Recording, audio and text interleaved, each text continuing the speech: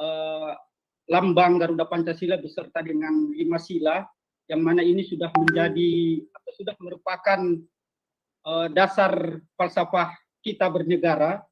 5 sila ini penting sekali untuk dipahami, bukan hanya dalam konteks teoritis saja, tapi harus diimplementasikan dalam kehidupan sehari-hari. Saya kira kita sudah cukup mengetahui dan sudah cukup akrab dengan 5 sila ini. Selanjutnya saya mohon izin untuk menampilkan 2 video dulu terkait dengan profil pelajar Pancasila yang akan saya berikan pada malam hari ini.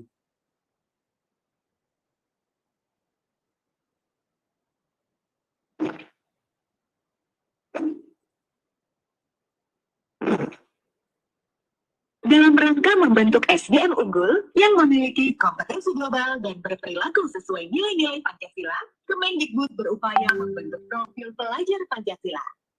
Apa itu profil pelajar Pancasila? Disimak ya. Ada 6 karakter yang harus kita aplikasikan dalam kehidupan sehari-hari sebagai pelajar sepanjang hayat. 1. Beriman, bertakwa kepada Tuhan Yang Maha Esa, dan berakhlak mulia. 2. Mandiri. 3. Bernalar kritis. 4. Berkebinekaan global. 5. Gotong royong. 6. Dan terakhir adalah kreatif. Nah, ke-6 elemen ini harus banget kamu aplikasikan dalam hidup kamu agar menjadi satu kesatuan yang saling mendukung dan berkesinambungan satu sama lain. Kata Ibu, kamu mau jadi profil pelajar Pancasila ya? Iya dong ya. Berarti kamu tahu dong aspek untuk menjadi profil pelajar Pancasila. Aspek atau nilai untuk menjadi pelajar sepanjang hayat ada 6. Pada nilai beriman, bertakwa kepada Tuhan Yang Maha Esa, dan berakhlak mulia, pelajar Indonesia harus memahami beberapa nilai akhlak, yaitu akhlak beragama, akhlak pribadi, akhlak kepada sesama manusia, akhlak kepada alam, dan akhlak bernegara.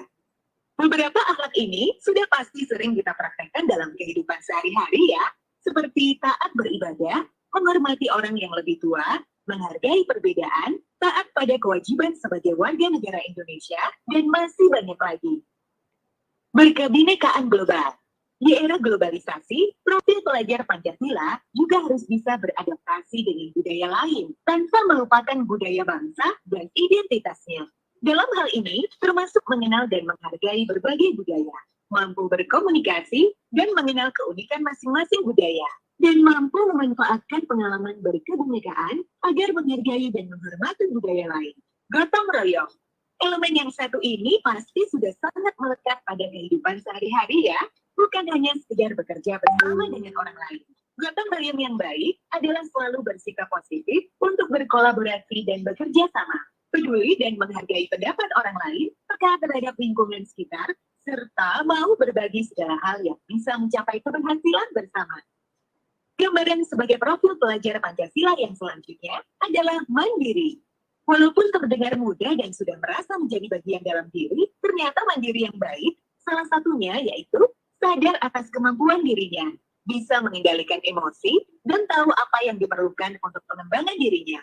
Tak hanya itu, pelajar Indonesia yang mandiri juga mampu mengatur pikiran dan perasaannya untuk mencapai sebuah tujuan. Bernalar kritis. Profil pelajar Pancasila juga harus bisa mengolah informasi yang diterima secara objektif, kemudian menganalisa, mengevaluasi, baru menerapkan informasi tersebut. Contoh yang sangat mudah, kita harus memiliki keingintahuan yang tinggi. Saat menerima informasi, kita harus menganalisis secara kritis sebagai dasar mengambil keputusan. Elemen yang terakhir, kreatif.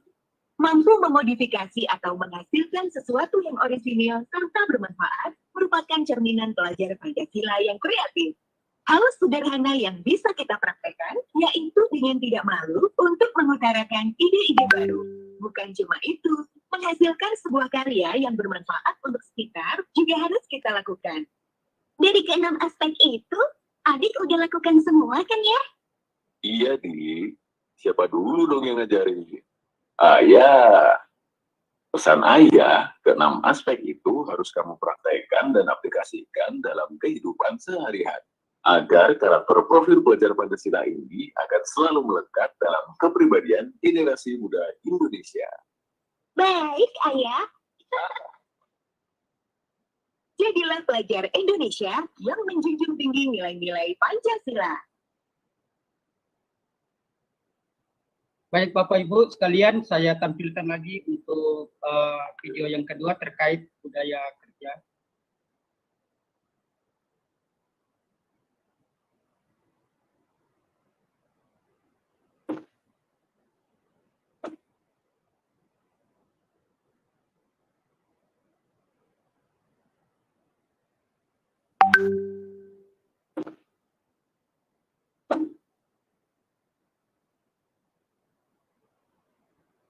Belajar merupakan suatu hal yang sangat penting bagi kehidupan manusia. Sehingganya perlu adanya pendidikan untuk tempat mencari ilmu kehidupan. Dalam pendidikan, belajar merupakan keseluruhan proses kegiatan inti. Belajar adalah proses orang yang mencoba untuk mendapatkan perubahan perilaku secara keseluruhan sebagai hasil dari pengalaman individu sendiri dalam interaksi. Namun, tidak dengan sesuai yang satu ini.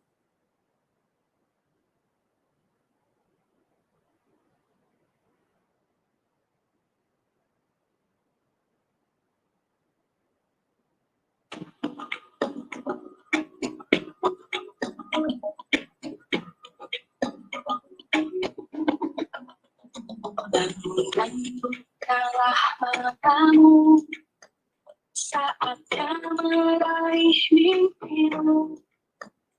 Arahkan pandangan ke depan, Tuhan kamu. Sadarilah masa berganti, tantangan kan kita hadapi.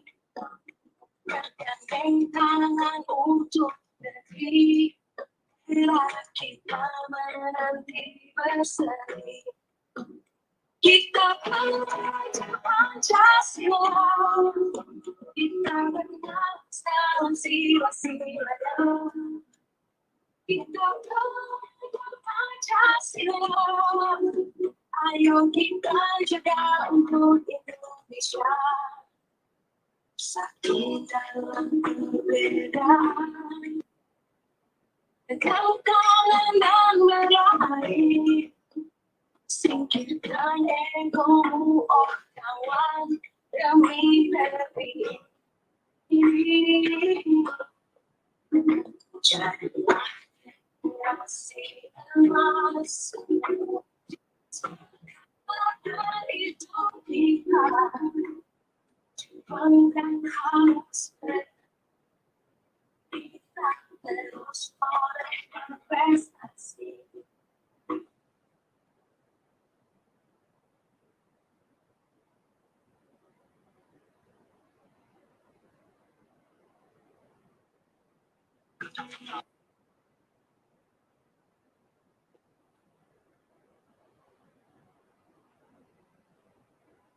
Kita pelajar Pancasila, kita berbangsa dalam sila-silanya. Kita pelajar Pancasila, kita jaga untuk Indonesia.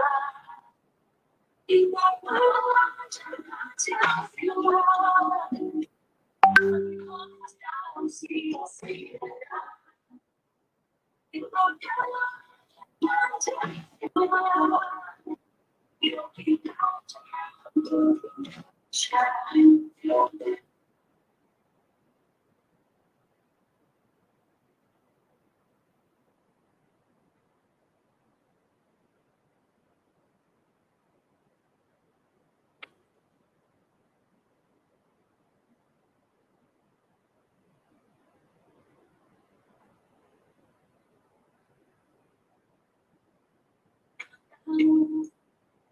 Saatnya meraih mimpimu, kan pandangan di depan, Tuhan kamu. Sadarilah masa berganti, tantangan kita hadapi. Berganti tangan untuk negeri.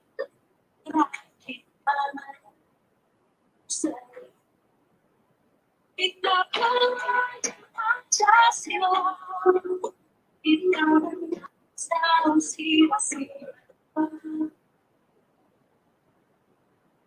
Pancasila yang kita jaga untuk Indonesia bersatu dalam bendera. Pergaulan dan lain-lain singkirkan egomu, oh kawan demi negeri. Jadilah kasih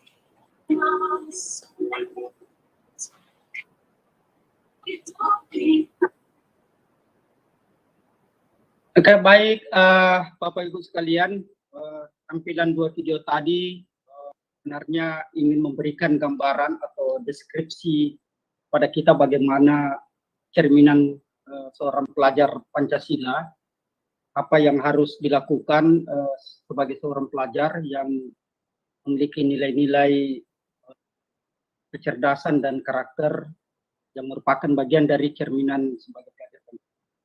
Saya masuk Bapak Ibu sekalian kepada apa itu profil pelajar Pancasila.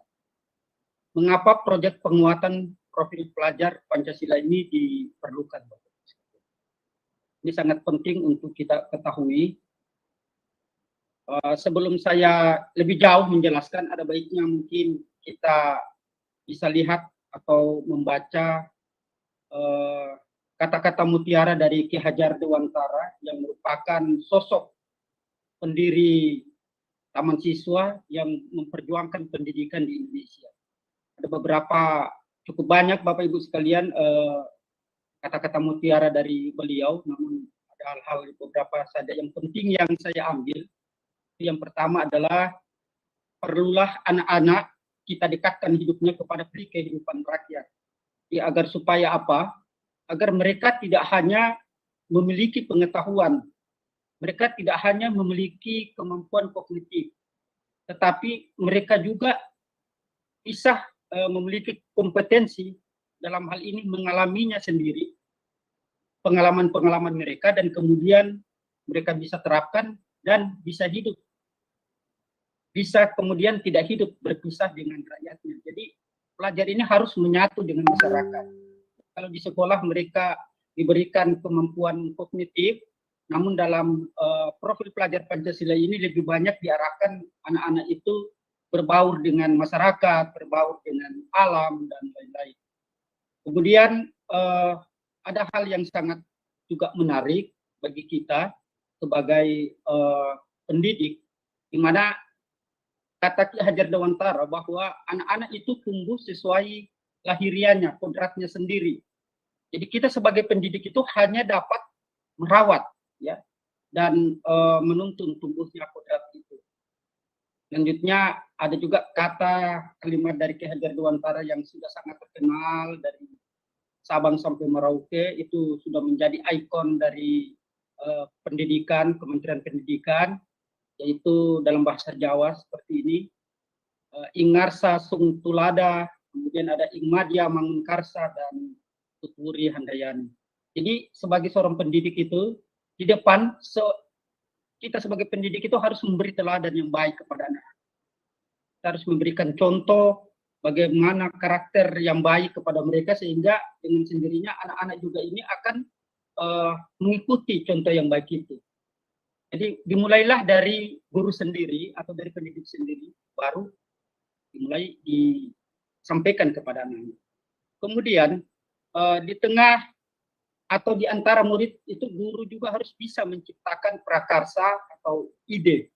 Ya. Jadi guru harus bisa sekreatif mungkin menciptakan ide-ide baru, ide-ide yang bisa mengikuti perkembangan zaman.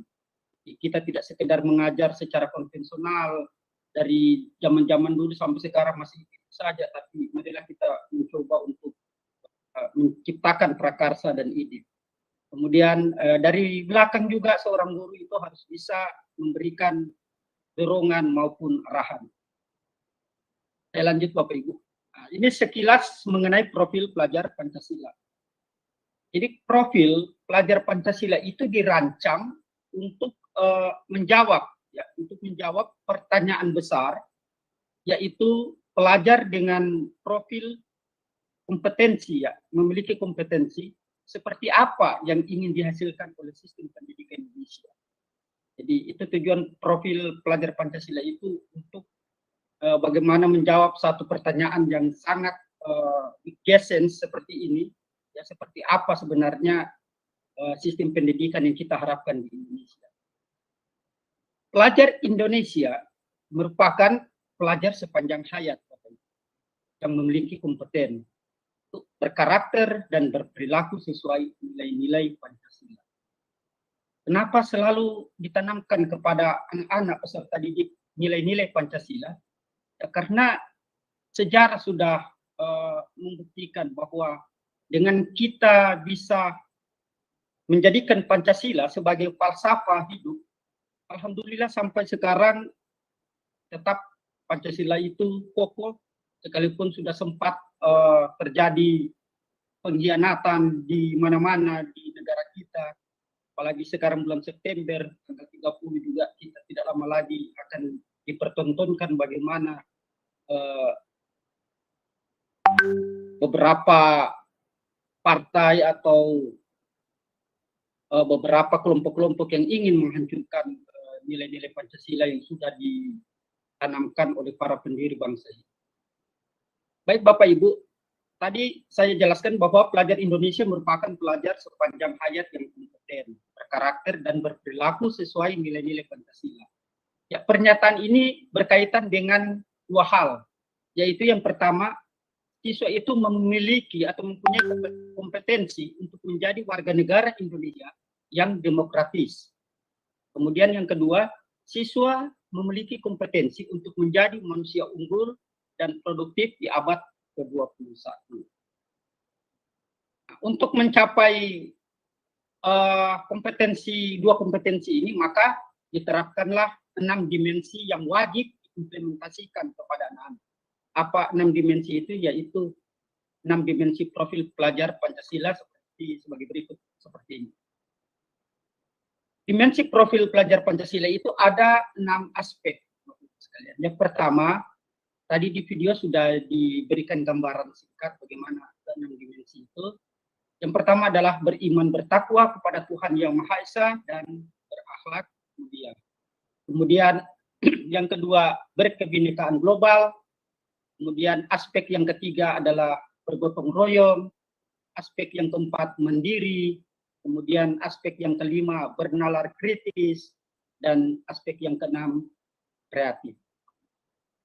Bagaimana elemen satu ini bisa diterapkan kepada anak-anak? Yaitu seperti ini, elemen beriman bertakwa kepada Tuhan Yang Maha Esa dan berakhlak mulia. Itu ada 5 aspek juga ya. Yang pertama, akhlak beragama. Bagaimana akhlak beragama? Kalau ini kan sudah sering kita lakukan dalam kehidupan kita sehari-hari. Jadi maksud dengan akhlak beragama ya tentunya kita melaksanakan amalan ibadah kita sesuai dengan kepercayaan kita masing-masing. Itu akhlak beragama. Kemudian ada akhlak pribadi, bagaimana menunjukkan karakter yang baik, berakhlak yang baik kepada para siswa.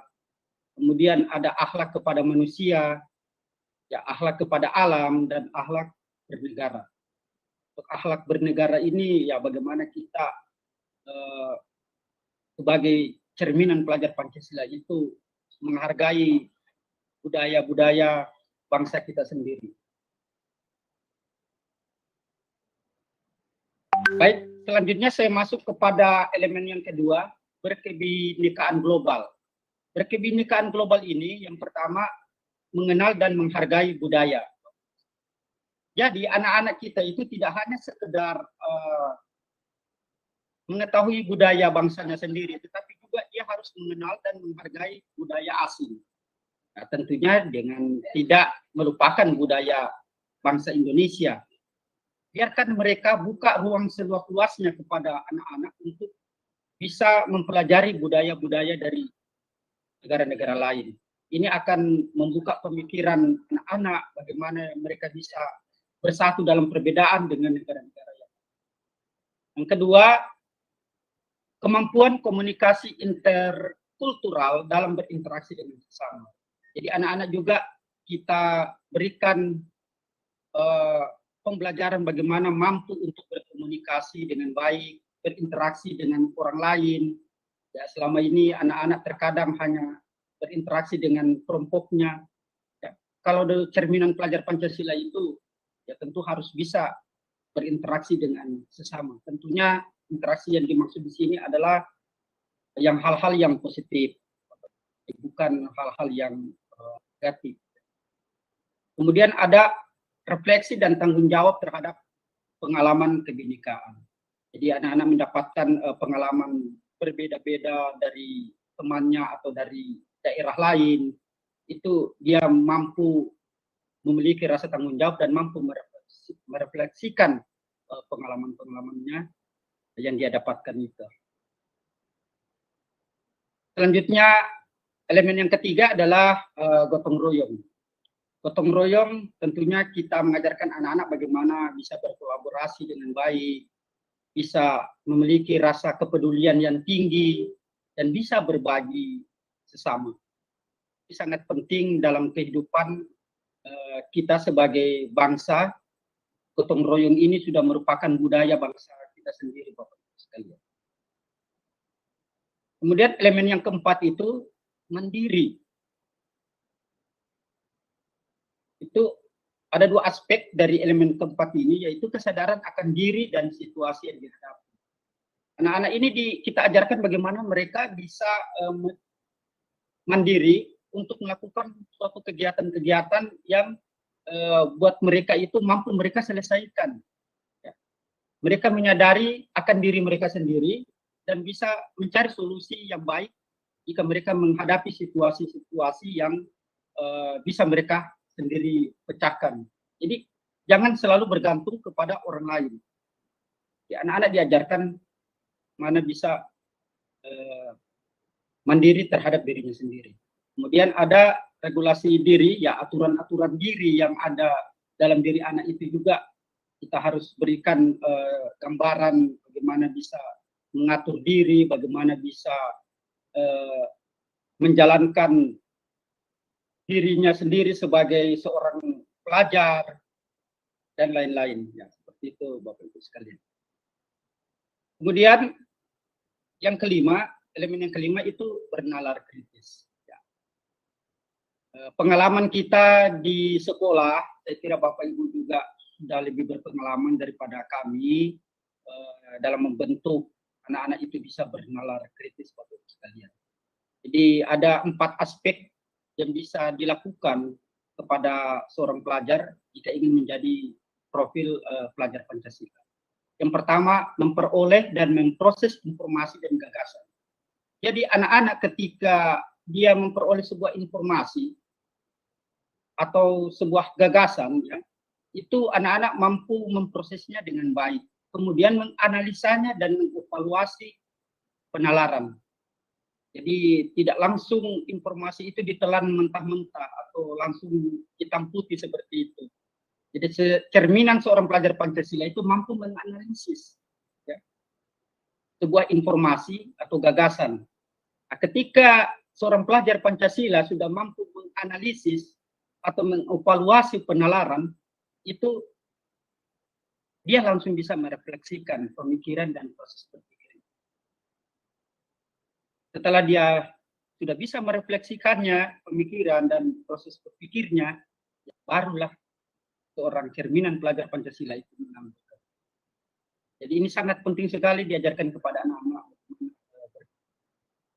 Sehingga anak-anak ketika mendengar informasi, itu tidak langsung mengiyakan atau tidak, tetapi melalui proses-proses seperti ini yang harus dilakukan. Kemudian kreatif. Elemen yang terakhir ini kreatif, itu ada 2, menghasilkan gagasan yang orisinil. Jadi kita mengarahkan anak-anak kita ya untuk bagaimana bisa menghasilkan sebuah ide yang baru, yang orisinil, yang alami. Jadi bukan hasil ciplakan orang lain, bukan hasil produk orang lain yang kemudian dia buat kemudian diterapkan, tidak seperti itu. Tetapi bisa anak-anak kita latih untuk bagaimana bisa menghasilkan gagasan-gagasan yang bagus, ide-ide yang hebat, yang memang dari dirinya sendiri, ya. Sehingga bisa menghasilkan karya dan tindakan yang juga alami. Ya, kalau di sekolah kan biasa terkait sampah, plastik, itu kan bisa menjadi sebuah ide. Bagaimana bisa mengolah sampah plastik itu menjadi sebuah karya yang bernilai tinggi. Nah, ini sudah masuk di elemen ini Bapak Ibu sekalian, masuk di kreatif. Sudah menggambarkan bahwa siswa tersebut bagian dari cerminan profil pelajar Pancasila. Saya lanjut, mohon maaf kalau agak terlalu cepat apa yang saya sampaikan ini. Saya coba sedikit lambat-lambat lagi, tapi mudah-mudahan waktu yang diberikan juga pas sesuai dengan materi yang saya bawakan ya. Baik, dimensi-dimensi tersebut ya, yang saya maksudkan dimensi ini adalah 6 dimensi tadi yang di atas itu. Ini menunjukkan bahwa profil pelajar Pancasila tidak hanya fokus pada kemampuan kognitif. Ya, ini hebat Bapak Ibu sekalian ya. Jadi saya ulangi, ke-6 dimensi tadi itu tidak harus menunjukkan bahwa profil pelajar Pancasila itu tidak hanya berfokus pada kemampuan kognitif atau biasa disebut dengan IQ, intelligence kuantumnya, tetapi juga sikap dan perilaku sesuai jati diri sebagai bangsa Indonesia sekaligus warga dunia. Jadi di sini ada dua, siswa diajarkan cerdas tapi juga berkarakter. Dalam video tadi bagaimana cerminan profil Pancasila itu cerdas berkarakter, seperti itu Bapak sekalian. Ya. Saya ingin sedikit setback dulu ke belakang bahwa sebenarnya orang cerdas dengan orang pintar itu berbeda. Kalau orang pintar belum tentu cerdas, tapi kalau orang cerdas itu sudah pasti pintar. Terus bagaimana dengan orang sukses, dengan orang tidak sukses? Ya, ada sebuah penelitian Bapak Ibu sekalian, itu jika lebih banyak itu 85% orang sukses itu ditentukan oleh kemampuan emosional kuantumnya atau EQ. Itu luar biasa, kemampuan kecerdasan emosinya, bukan kecerdasan intelektualnya. Kecerdasan intelektual itu hanya berperan 15%. Sementara 85% itu orang-orang yang sukses itu banyak-banyak ditentukan oleh kecerdasan emosional. Nah, inilah tujuan kenapa profil pelajar Pancasila ini dikampanyekan di sekolah-sekolah seluruh Indonesia. Baik, saya lanjut. Perlunya proyek penguatan profil pelajar Pancasila. Proyek penguatan profil pelajar Pancasila ini memberikan kesempatan kepada peserta didik ini untuk mengalami pengetahuan sebagai proses penguatan karakter, sekaligus kesempatan untuk belajar dari lingkungan sekitarnya. Dalam kegiatan proyek ini, peserta didik itu memiliki kesempatan untuk mempelajari tema-tema aktual atau isu-isu penting. Ya.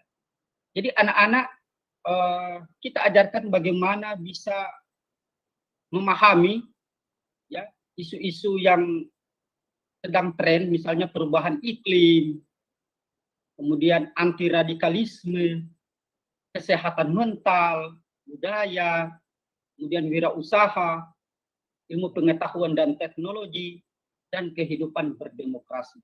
Ini penting diterapkan kepada sosok profil pelajar Pancasila. Isu-isu seperti ini. Jadi tidak hanya kita fokus pada pembelajaran, tetapi kita juga bisa memasukkan nilai-nilai pelajar Pancasila itu dalam pembelajaran kita dengan mencoba mengangkat atau mempelajari tema atau isu-isu yang berkembang di sekitar kita.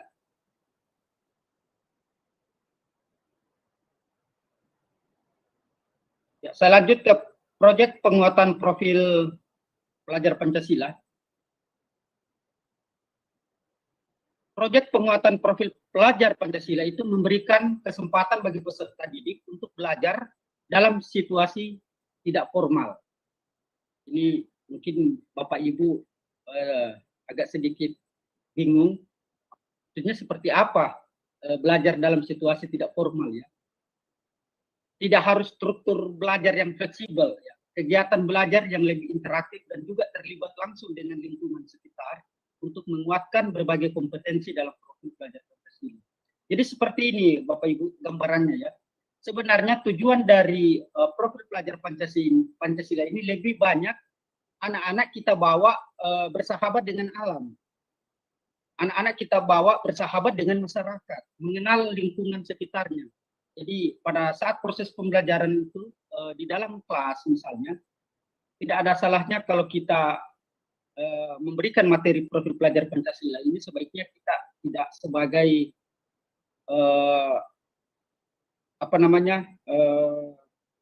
sebagai seorang penceramah lah begitu di dalam kelas, karena ini juga nanti akan membosankan pelajar. Tapi kita hanya sebagai fasilitator saja atau sebagai kolaborator atau sebagai juga bisa fasilitator instruktur lah bagi.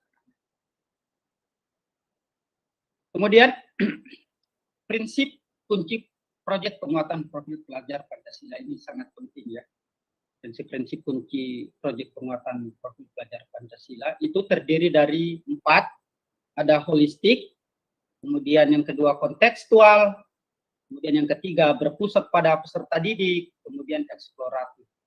Ya, bagaimana itu holistik ya bisa kita lihat ini. Jadi holistik itu bermakna memandang sesuatu secara utuh dan menyeluruh, tidak parsial atau terpisah-pisah. Dalam konteks perancangan proyek penguatan profil pelajar Pancasila, itu kerangka berpikir holistik itu mendorong kita untuk bisa menelaah sebuah tema secara keseluruhan dan melihatnya secara keterhubungan dari berbagai hal, dari berbagai sudut pandang untuk memahami sebuah isu secara mendalam.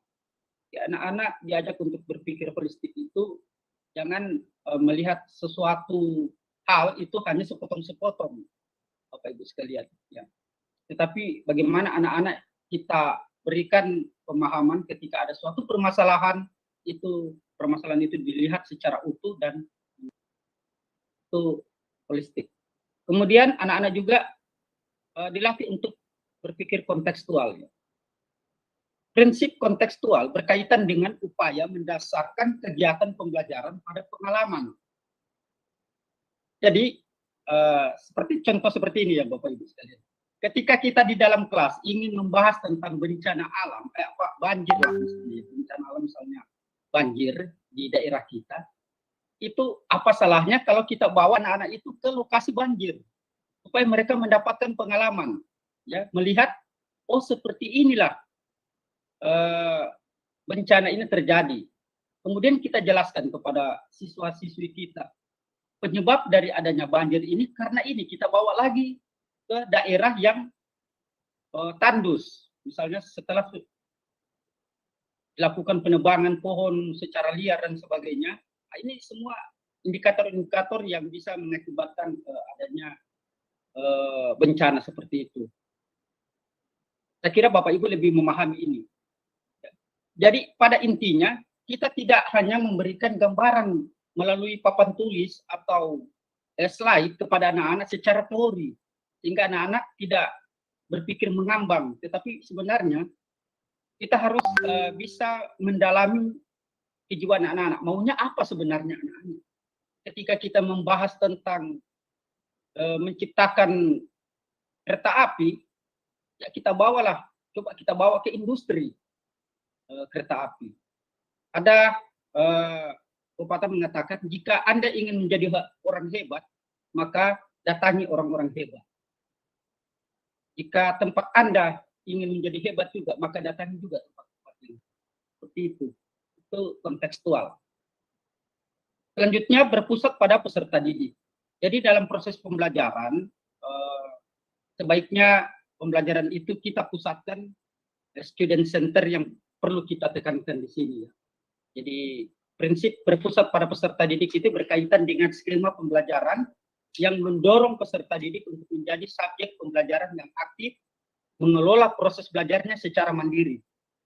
Pendidik diharapkan dapat mengurangi perannya sebagai aktor utama kegiatan belajar mengajar yang banyak menjelaskan banyak materi dan memberikan banyak instruksi.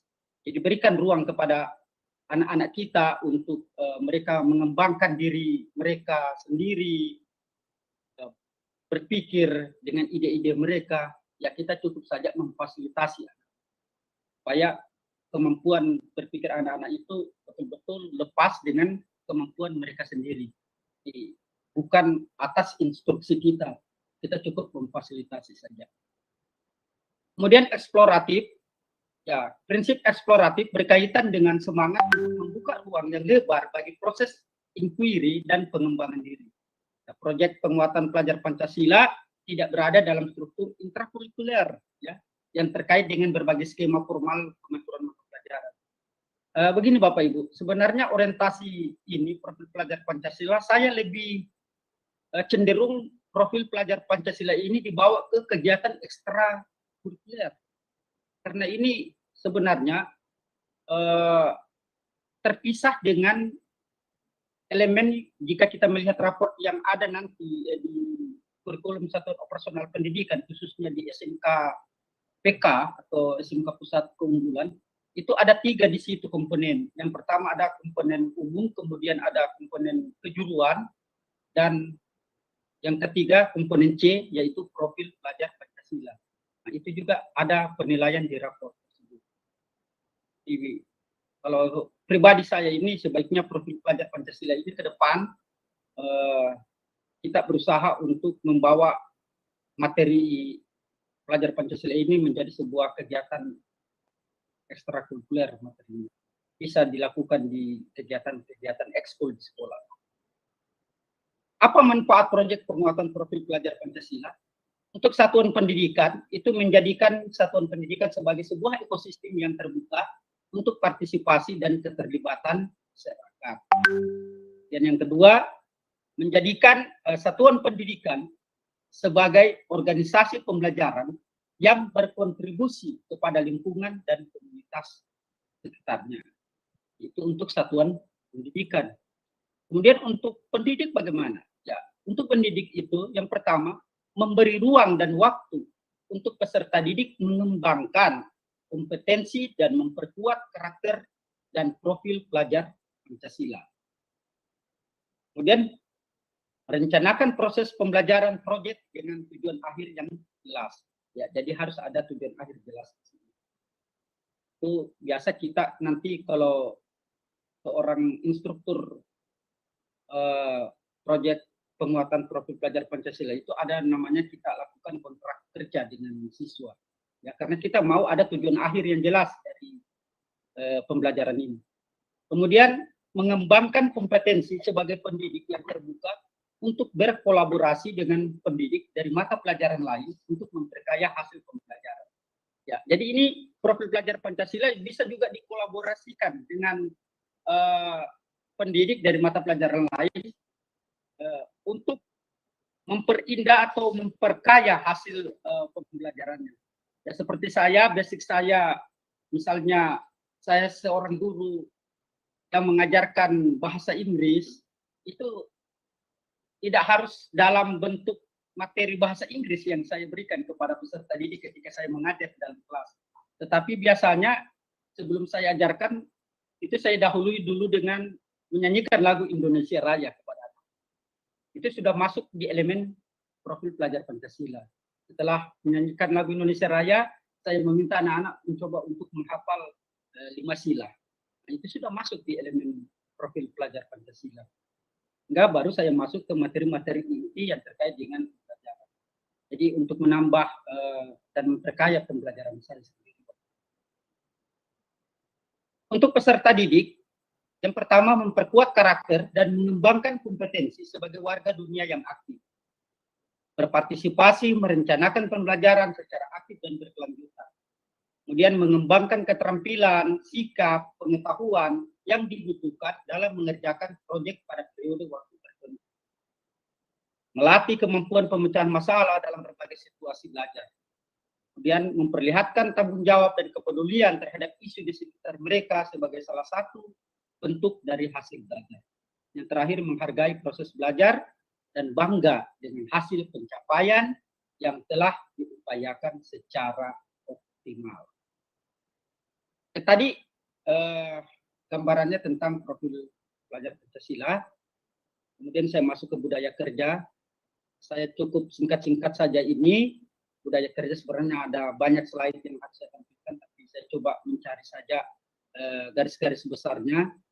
Kemudian mohon izin, yang saya sampaikan pada malam hari ini adalah budaya kerja di sekolah. Jadi bukan budaya kerja di pemerintahan atau di kantor-kantor, karena berbeda fungsi dan tujuannya dari budaya kerja.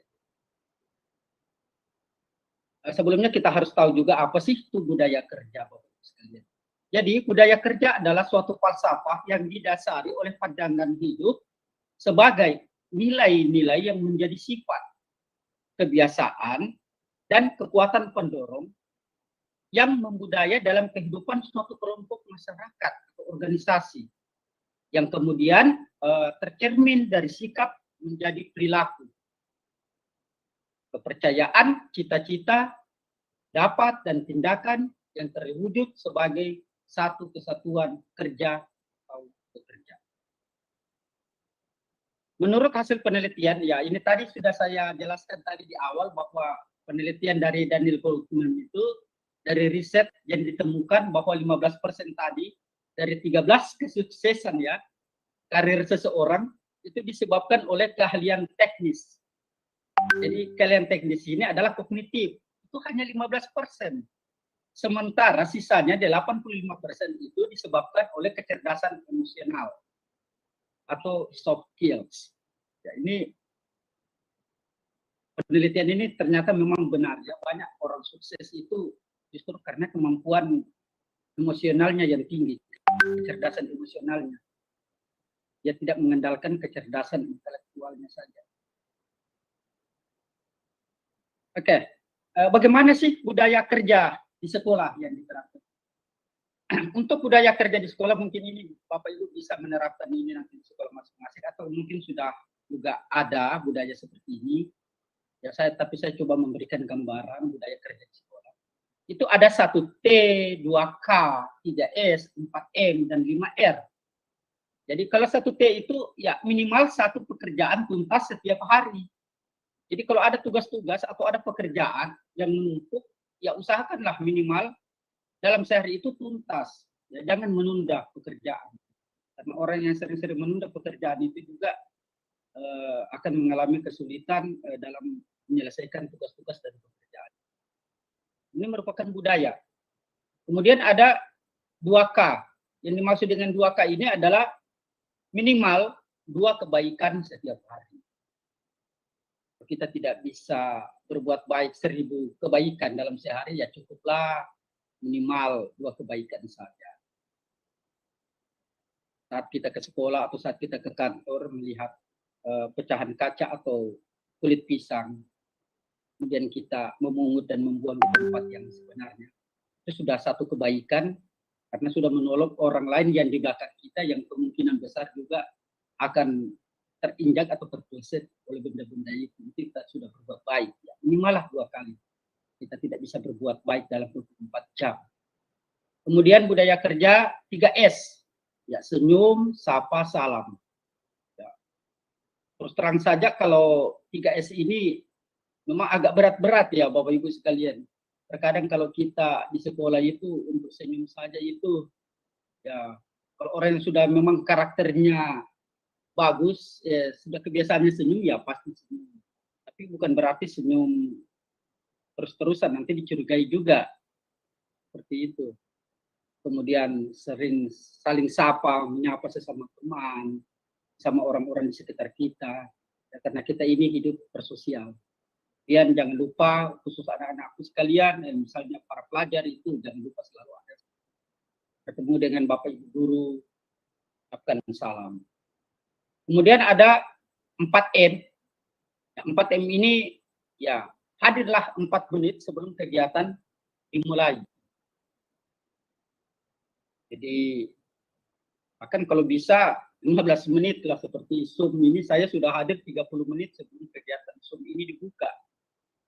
Ini untuk membiasakan budaya disiplin ya Bapak Ibu sekalian. Minimal 4 menit ya sebelum kegiatan ini. Kemudian ada budaya 5R. Ya, ini yang kami terapkan dalam kegiatan kami sebagai instruktur dari Profil Pelajar Pancasila.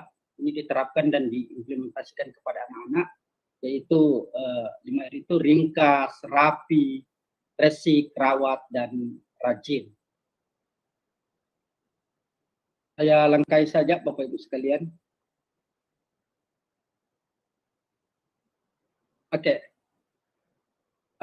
Di sekolah kami ada moto seperti ini Bapak Ibu. Sucikan hati, ikhlas bekerja. Ini kalau kita tidak betul-betul memahami dan menghayati kalimat ini, sucikan hati, ikhlas bekerja, ini agak sulit untuk dilakukan. Tapi alhamdulillah hampir semua komponen warga sekolah, baik guru, siswa, itu sudah memiliki moto seperti ini mereka. Kan hati ikhlas bekerja. Jadi untuk menuju ke arah budaya kerja yang diharapkan, maka semua warga sekolah dituntut untuk saling berkolaborasi, berinteraksi, bergotong royong, dan bekerja sama. Ya, tentunya dengan moto sucikan hati ikhlas bekerja. Berpartisipasi aktif sesuai dengan tugasnya masing-masing dan harus ditopang oleh adanya kemauan yang kuat untuk melaksanakan tugas yang diemban. Selanjutnya, peran guru dalam budaya kerja. Sedikit saya singgung sedikit peran guru dalam budaya kerja. Tugas guru tidak hanya mengajar, tetapi juga mendidik dan membimbing. Dalam profil pelajar Pancasila dan budaya kerja, guru dituntut untuk lebih mampu menumbuhkan dan mengembangkan daya kreasi, inovasi, dan eksperimentasi peserta didik dengan perannya sebagai fasilitator, kolaborator, inspirator, berperan sebagai edukator dan motivator. Itu peran guru di situ. Jadi tidak sekedar saja mengajar, tapi juga berperan bisa memberikan kepada anak-anak bagaimana mendidik dan membimbing. Ini tadi sudah saya jelaskan. Maaf Bapak Ibu, saya sedikit lewati. Nah, tadi ada saya singgung terkait dengan ruang lingkup sikap kerja, budaya kerja, dan 5R ya. Jadi ruang lingkup proyek sikap kerja meliputi pemahaman dan implementasi komitmen belajar, kerjasama, dan membangun kepercayaan diri. Jadi yang dimaksud dengan 5R tadi itu meliputi pemahaman dan implementasi berupa ringkas, rapi, resik, rawat, dan rajin di lingkungan. Dari 5R ini jangan sampai kita lupa bahwa semua ini terkait dengan 6 elemen ini, ya, sebagai cerminan profil pelajar Pancasila. Ini harus betul-betul kita semua implementasikan kepada peserta didik.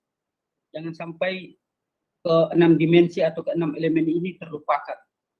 Apa itu? Ya tadi beriman bertakwa kepada Tuhan Yang Maha Esa, berakhlak dan berakhlak mulia, kemudian berkebinekaan global, bergotong royong, mandiri, kemudian bernalar kritis, dan yang terakhir kreatif.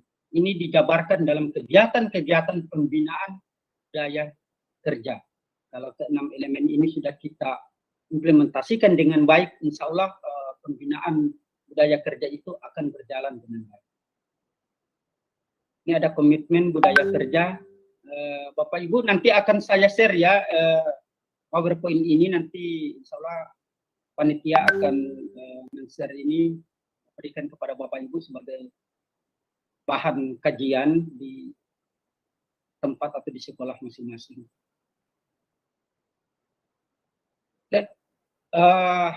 Sebelum saya akhiri, saya ingin sedikit membacakan ini. Apabila budaya kerja dan partisipasi aktif aparat atau warga sekolah dapat terbentuk dan terlaksana dengan baik, yang orientasi utamanya adalah melaksanakan dan menyukseskan proses pembelajaran, maka peran serta aktif siswa dalam manajemen sekolah akan ikut terdongkrak dan terlibat langsung di dalam. Sehingga apa yang kita harapkan dari program P5BK ini, proyek penguatan profil pelajar Pancasila dan budaya kerja, itu dapat diimplementasikan dengan baik. Tentunya budaya kerja dan partisipasi aktif semua warga sekolah. Kalau ini sudah terlaksana dengan baik, maka P5BK ini akan dapat berjalan dengan baik juga. Baik Bapak Ibu, saya kira itu penyampaian dari saya tentang gambaran profil pelajar Pancasila dan budaya kerja. Mungkin nanti ada sesi tanya jawab, nanti Pak Moderator, Pak Jufri yang akan mengarahkan jika ada hal-hal yang ingin ditanyakan atau mungkin ada sharing bersama antara kami dengan Bapak Ibu yang ada di ruang Zoom ini, saya persilakan. Selanjutnya saya persilakan kepada Pak Jufri untuk kembali mengarahkan kegiatan pada malam hari ini. Terima kasih. Assalamualaikum warahmatullahi wabarakatuh. Waalaikumsalam warahmatullahi wabarakatuh. Waalaikumsalam warahmatullahi wabarakatuh. Ya, Bapak Ibu, demikianlah pemaparan materi dari Pak Ramis. Materi yang luar biasa malam ini menurut saya sangat penting untuk diterapkan pada peserta didik pasca pandemi ini, di mana mungkin saja sekitar 1,5 tahun ini PJJ anak-anak lost karakter apa yang dimaksud dengan pelajaran Pancasila. Maka karena tidak adanya interaksi dengan pendidik. Bapak Ibu yang ingin bertanya bisa melalui fitur chat dan juga raise hand. Yang ingin bertanya langsung bisa raise hand. Pak Ramis, ini sudah ada pertanyaan masuk di chat. Ya. Saya kan sambil menunggu juga Bapak Ibu yang ingin bertanya langsung bisa raise hand, nanti silakan buka mic. Ini ada dari Ibu Lestari. Begini, banyaknya fenomena yang terjadi di masyarakat ataupun di bidang politik, bagaimana mengajarkan cara menyampaikan pendapat tanpa aksi anarkis di tempat umum. Karena di satu sisi mereka diperlihatkan dengan sikap anggota dewan yang kurang elok saat bersidang. Mungkin sini Pak Ramis, pertanyaannya adalah bagaimana mengajarkan cara menyampaikan pendapat tanpa aksi anarkis di tempat umum. Itu pertanyaan dari Ibu Lestari. Silakan Pak Ramis. Terima kasih Pak Jufri. Jadi sangat menarik sekali apa yang disampaikan dari Ibu Lestari. Bagaimana caranya menyampaikan pendapat tanpa ada anarkis di dalamnya. Jadi negara kita kan sudah memiliki yang namanya ruang demokrasi yang baik. Ya. Jadi ketika saluran aspirasi kita kepada anak-anak itu, maksudnya anak-anak yang ingin menyampaikan aspirasi, itu melaluilah saluran yang formal. Ya. Mungkin kita di sini sering memang diperlihatkan para anggota dewan, baik di pusat maupun di daerah, yang kurang menangkap aspirasi masyarakat. Ya, itu adalah bagian dari iklim demokrasi. Namun demikian bukan berarti bahwa apa yang kita mau sampaikan, aspirasi yang kita mau sampaikan, tujuan yang baik yang kita mau lakukan, kemudian kita lakukan action dalam bentuk anarkisme. Ini sebenarnya sudah bertentangan dengan peraturan dan undang-undang. Ya.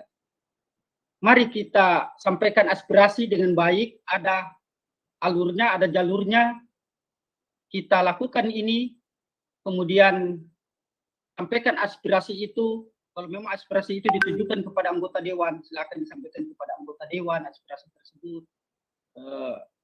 Kemudian jika aspirasi itu ditujukan, kalau di lingkungan sekolah ditujukan kepada guru atau kepala sekolah, silakan disampaikan dengan baik. Kita hindari, kita hindari anarkisme. Kita sampaikan kepada anak-anak bahwa anarkisme itu atau perbuatan melanggar hukum di alam demokrasi itu kurang elok ya sebenarnya. Karena itu juga akan merugikan orang banyak. Ya. Kita berdemo di luar itu sebenarnya juga mengganggu hak-hak orang lain.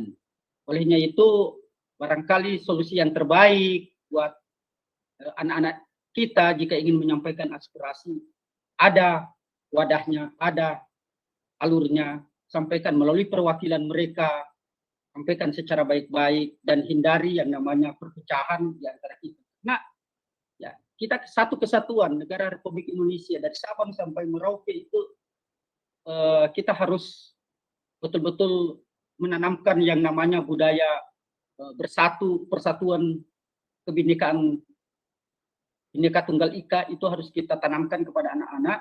Sekalipun kita berbeda pendapat itu, tapi tetap kita adalah satu kesatuan Republik Indonesia. Jadi itu Bu, barangkali untuk menjawab pertanyaan dari Ibu, saya kira apa yang bisa kita sampaikan kepada anak-anak terkait dengan penyampaian aspirasi, saya kira itu harus kita sampaikan secara benar ya. Jadi jangan kita sampaikan kepada anak-anak bahwa jika aspirasi kamu tidak dipenuhi, maka lakukanlah seperti ini dengan mengaktualkan diri, memperlihatkan diri dengan melakukan perusakan di mana-mana. Saya kira itu sudah sangat bertentangan dengan moral dan karakter kita sebagai warga negara Indonesia, apalagi kita sebagai budaya yang ketimuran. Ya, saya kira itu Bu yang bisa saya sampaikan dari jawaban. Terima kasih. Terima kasih Pak Ramis. Demikian Ibu Lestari, jawaban dari Pak Ramis dari pertanyaan Ibu. Mungkin Pak Jufri, Pak Ramais, itu Pak Puspo angkat tangan. oh iya ya Pak Puspo. Silakan Pak Puspo. Ya, silakan Pak. Pak Puspo. Terima kasih. Silakan Pak. Pemaparan yang luar biasa untuk Pak Ramis. Pak Ramis. Pak Ramis. Saya ingin tanya, yang sepengetahuan saya, sepemahaman saya, bahwa program baru yang diluncurkan oleh pemerintah saat ini, yang Bapak sampaikan, itu kalau tidak salah, ini pemahaman saya, itu sebetulnya sudah ada sejak saya masih di bangku SD. Ya, betul Pak, betul sekali ya. Nah, hanya sekarang mungkin melihat kondisi sebelum pandemi, saya pikir sebelum pandemi itu generasi muda kita itu sepertinya sudah mulai terkikis dengan kemajuan teknologi, sehingga terlena yang namanya moral itu hampir tidak ada, bukan tidak ada, hampir ya, kalau menurut saya hampir tidak ada. Karena mohon maaf, ini mungkin ini sama saja. Kebetulan saya dari Malang, Bapak, Jawa Timur. Jadi kan Jawa. Kalau orang Jawa bilang itu anak sekarang itu tidak punya unggah-ungguh, toto kromo, tata krama, itu yang gitu. Sehingga sekarang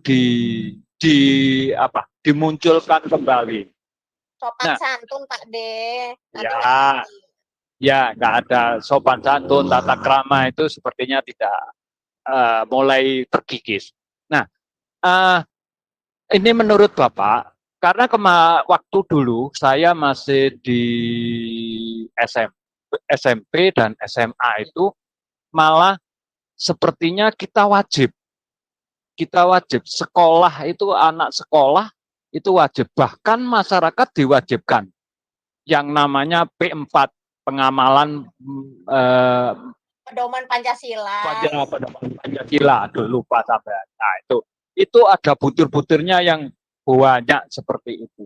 Dan sepertinya walaupun mungkin saya melihat sangat berhasil Sehingga anak-anak waktu dulu itu yang mungkin sekarang jadi bapak-bapak, bahkan sudah nenek-nenek, bahkan sudah kakek-kakek saat ini, itu sangat-sangat prihatin dengan kondisi yang saat ini. Apakah pertanyaan saya, apakah dari program yang Bapak sampaikan saat ini, pemerintah yang baru ini, apakah ada relevansinya dengan yang pada waktu dulu sudah ada yang namanya pedoman P4, kemudian ada karakter DES dan sebagainya. Begitu Bapak, terima kasih. Baik Pak, terima kasih Pak Puspo Andoko Pak ya. Baik, ini memang sebenarnya saya juga waktu SD Pak itu ada namanya saya pelajari juga PMP dulu itu maksudnya. Ya. Pendidikan Moral Pancasila Pak. Iya, ya itu. Ya. Zaman kita dulu itu sangat bagus sekali sebenarnya penerapan Pancasila di zaman kita Pak semua. Saat sekarang ini itulah yang membuat mungkin kembali pemerintah berpikir bahwa perlunya diterapkan kembali sebenarnya Pancasila ini sekalipun berganti pakaian lah. Label. Berganti pakaian. Dan sebenarnya profil pelajar Pancasila ini sebenarnya sudah ada sejak zaman kita semua ya. Pak ya Pak. Iya, ya. Betul. Jadi relevansinya saya kira mungkin karena sekarang zaman digitalisasi setelah mungkin pemerintah kita melihat bahwa begitu kuatnya arus informasi budaya yang mulai menggerus ya nilai-nilai moral para generasi muda kita di Indonesia sehingga perlu kembali dimunculkan Pancasila ini. Saya sangat setuju Pak dengan yang tadi Pak Puspo Andoko sampaikan tadi itu. Memang sebenarnya kalau kita mau jujur itu penting sekali sebenarnya penerapan profil pelajar Pancasila ini yang terkait dengan yang apa yang sudah kita pernah pelajari Pak. Bahkan pada zaman kita dulu ada juga namanya zaman pemerintahan Soeharto itu kan ada namanya garis-garis besar haluan negara Pak ya. Iya, betul. Ya. Haluan negara.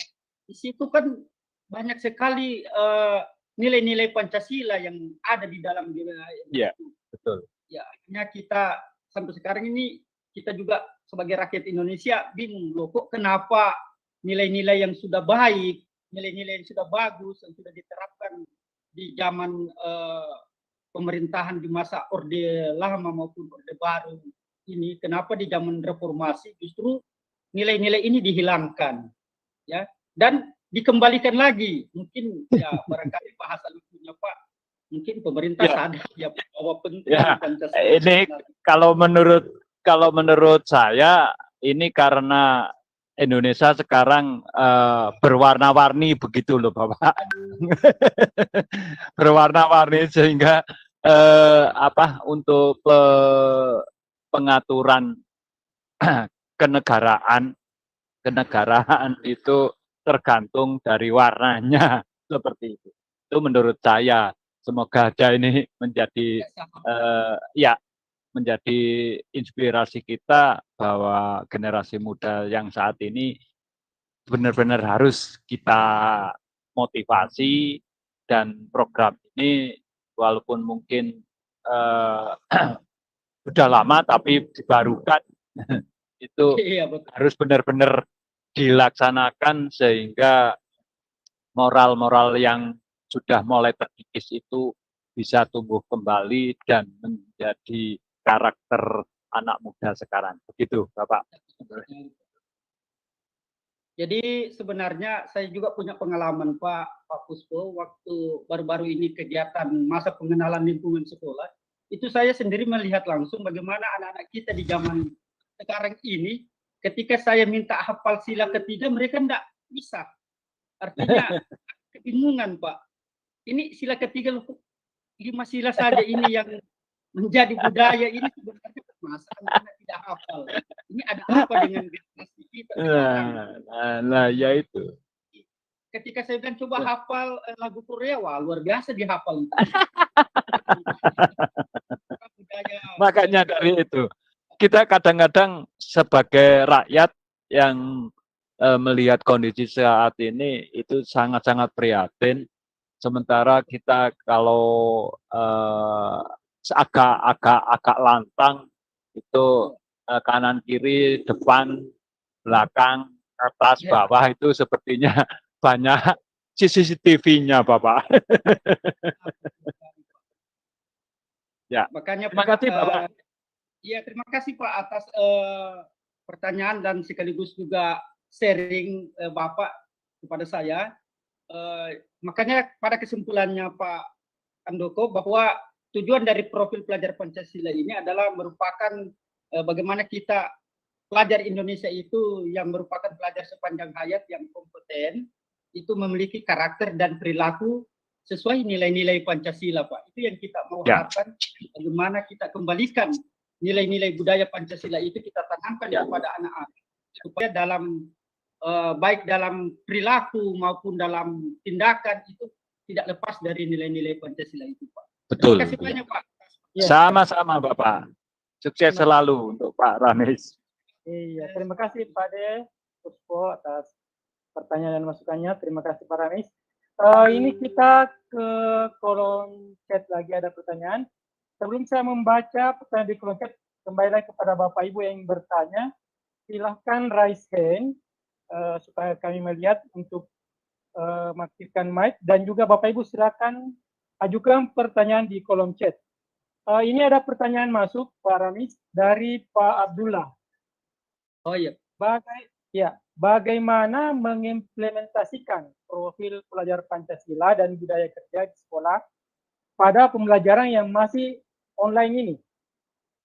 Itu namanya sekarang masih PJJ. Bagaimana mengimplementasikan profil pelajar Pancasila ini dan budaya kerja ini, Pak? Silakan Pak Ramis. Terima kasih Pak. Baik, pertanyaan dari Pak Abdullah. Pak Abdullah. Chat Pak ya. Iya. Ya. Jadi minggu kemarin Pak, kami baru mengikuti kegiatan yang namanya in-house training. 2 minggu lalu ya Pak ya, Pak Abdullah kita mengikuti in-house training. Kemudian kita susul juga dengan pelatihan instruktur proyek penguatan profil pelajar Pancasila. Nah, ini memang menjadi sebuah dilema bagi kita untuk mengimplementasikan profil pelajar Pancasila dan budaya kerja di masa pandemi. Karena semestinya profil pelajar Pancasila dan budaya kerja ini mestinya itu sudah harus kita bekerja mulai dari sekarang. Tapi karena keterbatasan pertemuan kita dengan anak-anak peserta didik kita, mau mengimplementasikan profil pelajar Pancasila juga ini terhalang dengan situasi yang sekarang ini. Tetapi paling tidak Pak Abdullah, kita bisa mengimplementasikan profil pelajar Pancasila ini dengan kita mencoba meramu, membuat rangkuman berupa modul, kemudian kita share saja dulu kepada siswa terutama yang wajib untuk mengikuti mempelajari profil pelajar Pancasila ini ditujukan kepada siswa kelas 10. Jadi bisa kita kirim melalui link atau bisa kita virtual seperti sekarang ini dengan menyampaikan apa tujuan profil pelajar Pancasila, bagaimana menerapkannya. Ya, karena memang terus terang saya akui sampai saat ini kita masih dihadapkan pada persoalan keterbatasan pembelajaran tatap muka. Ya, pembelajaran tatap muka terbatas. Ini berulang-ulang ketika kami mencoba untuk melakukan kegiatan pembelajaran tatap muka, minggu berikutnya ada lagi surat edaran bahwa kembali ke daring. Ya. Biasanya seminggu kemudian, biasanya juga diminta untuk kembali siswa ke sekolah dengan jumlah yang terbatas, dengan aturan keprotokoleran COVID-19 yang harus kita terapkan. Ya seperti itu, kita masih harus tetap bersabar ya Pak Abdullah untuk mengimplementasikan profil pelajar Pancasila dan budaya kerja ini. Insya Allah mari kita bersama-sama berdoa mudah-mudahan pandemik ini bisa secepatnya selesai sehingga kita sebagai pendidik dan anak-anak yang sudah mulai stres belajar di rumah itu bisa kembali bertemu dengan kita, dan apa yang kita sudah canangkan jauh hari ini tentang profil pelajar Pancasila dan budaya kerja ini bisa kita terapkan kepada anak-anak. Saya kira implementasinya nanti akan terjadi kalau sudah tatap muka, karena kalau masih daring ya hanya sebatas kita memberikan saja dulu pemahaman apa itu profil pelajar Pancasila, apa itu bagaimana membentuk karakter budaya sesuai nilai-nilai Pancasila. Saya kira itu Pak Abdullah menjawab pertanyaan Pak Abdullah dari kolom chat. Terima kasih Pak. Iya, terima kasih Pak Ramis. Demikian Pak Abdullah jawaban dari Pak Ramis. Semoga bisa memberikan pencerahan dalam pertanyaannya. Bapak Ibu yang ingin bertanya silakan kolom chat bisa menyampaikan, bisa juga di kolom Q dan juga bisa raise hand. Apa yang mungkin masih menjadi kendala bagi Bapak Ibu tentang judul materi kita kemarin tentang profil pelajar Pancasila dan budaya kerja. Sambil menunggu ini ada lagi. Oh ini ada sebentar. Ini ada dari Ibu Nur Asmi, Pak Ramis. Ya silakan. Bagaimana cara menerapkan nilai Pancasila kepada generasi kita yang tergerus karena perubahan zaman? Bagaimana tips untuk kita sebagai guru agar nilai moral itu tak lekang oleh waktu? Contoh yang prihatin, ada orang tua yang belum hafal Pancasila. Apalagi yang belum hafal Pancasila, apalagi menghafalnya. Ya, itu pertanyaan dari Ibu Nur Asih. Silakan Pak Ramis. Terima kasih. Pertanyaannya dari Ibu siapa tadi Pak? Pak Jufri? Ibu Nur Asmi. Oh iya, terima kasih Pak. Jadi selamat malam Ibu Nur Asmi. Jadi sebenarnya tadi di awal penyampaian saya sudah sampaikan, sudah sedikit menyinggung tentang 6 elemen tadi itu ya. Itu jawaban bagaimana kita menerapkan profil pelajar Pancasila kepada anak-anak kita yang sudah mulai tergerus karakternya akibat perkembangan zaman. Jadi kita sangat berharap dari ke-6 elemen ini bisa kita berikan kepada siswa dalam bentuk seperti apa ya, tentu dalam bentuk memberikan contoh, misalnya pada elemen pertama itu atau pada komponen pertama ada namanya beriman, bertakwa kepada Tuhan Yang Maha Esa dan berakhlak mulia. Itu tadi sudah saya jelaskan bahwa untuk komponen pertama ini itu beriman, bertakwa kepada Tuhan Yang Maha Esa itu ada 5 aspek ya. Yang pertama akhlak beragama, bagaimana kita tanamkan anak-anak untuk melaksanakan ibadahnya sesuai agama dan kepercayaannya. Kemudian menanamkan kepada anak-anak bagaimana akhlak pribadi, karakter pribadinya, kemudian akhlak kepada manusia, akhlak kepada alam, kemudian akhlak bernegara itu sendiri. Kemudian kita tanamkan juga karakter atau elemen yang kedua itu, yaitu berkebinekaan global. Ya. Bagaimana anak-anak kita tanamkan mengenal dan menghargai budaya, bagaimana kemampuan komunikasi mereka dalam berinteraksi dengan sesama mereka maupun dengan orang lain, kemudian bagaimana mereka merefleksikan atau turut bertanggung jawab terhadap pengalaman-pengalaman kebinekaannya. Kemudian kita juga memberikan penanaman jiwa gotong royong ya kepada anak-anak kita itu ya. Apa itu sebenarnya yang jiwa gotong royong? Ya tentunya kita ajarkan bagaimana anak-anak bisa berkolaborasi dalam membuat sebuah kegiatan atau ada masalah mereka bisa memecahkan bersama-sama. Kemudian bagaimana mereka bisa memiliki rasa kepedulian, ya, kepedulian yang tinggi. Kemudian bagaimana mereka bisa berbagi bersama. Terus ya, diajarkan anak-anak mandiri, jadi tidak bergantung kepada orang lain. Ya. Jadi Kata Bung Karno itu dalam perjuangan beliau itu berdikari itu sangat terkenal sekali, ya. Berdiri di atas kaki sendiri. Itu sebenarnya orientasinya adalah bagaimana anak-anak itu bisa mandiri. Bagaimana anak-anak bisa mandiri, ya tentunya dengan memberikan kesadaran akan diri dan situasi yang mereka hadapi. Selanjutnya, ya berikan nalar kritis, ya. Bagaimana memperoleh, memproses sebuah informasi, mereka mampu menganalisa, mengevaluasi, kemudian bagaimana bisa mereka refleksikan pemikiran-pemikiran mereka melalui proses berpikir dan mengambil keputusan. Kemudian yang terakhir itu ada kita berikan, tanamkan kepada anak-anak bagaimana mereka bisa kreatif, ya, menghasilkan gagasan-gagasan yang orisinil, menghasilkan karya dan tindakan-tindakan yang orisinil juga. Dengan demikian, kalau keenam komponen ini kita berikan kepada anak-anak, maka moral mereka yang selama ini mungkin ya menurut secara umum itu mulai tergerus dengan budaya-budaya asing yang mulai masuk, itu insya Allah akan sedikit demi sedikit akan hilang ketika mereka sudah aktif dan sudah mulai mengimplementasikan ke-6 komponen ini, Bu. Itu saya kira jawaban saya untuk sementara. Terima kasih, Bu.